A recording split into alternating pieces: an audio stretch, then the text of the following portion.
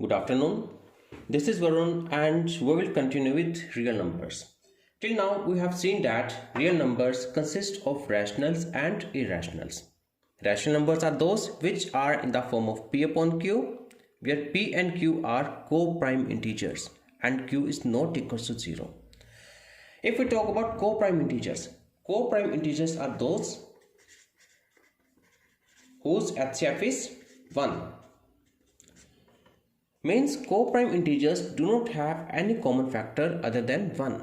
They have only one common factor, which is 1. Whereas irrational numbers are those which can't be expressed in the form of P upon Q. We can't express irrational numbers in the form of P upon Q. There is one more way by which we can distinguish between rational numbers and irrational numbers, that is by comparing their decimal expansion.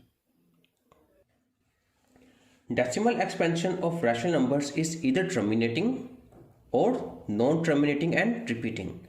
We have done this thing in class 9 as well. So let us discuss again what is terminating decimal expansion and what is non-terminating and repeating decimal expansion. Decimal notation of 5 upon 2 is 2.5 and decimal notation of 11 upon 5 is 2.2. As we can see that the decimal notation is coming to an end. So this kind of decimal expansion which has one endpoint, that is what we call terminating decimal expansion. On the other hand, decimal expansion of 10 upon 3 is 3.333 and so on, which can be written as 3.3 bar. In the same way, decimal expansion of 7 upon 6 is 1.1666 and so on, which can be written as 1.16 bar. Bar is above 6 only. As the decimal expansion of these two numbers is not coming to an end, that's why it is non-terminating, but yes, there is repetition of same number, that's why it is repeating.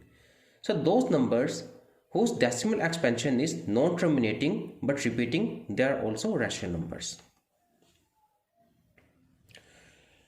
Decimal expansion of irrational numbers is non-terminating, non-repeating. For example, decimal expansion of root 3 is 1.732 and so on. It is not coming to an end, nor any of the number is being repeated, that's why it is irrational.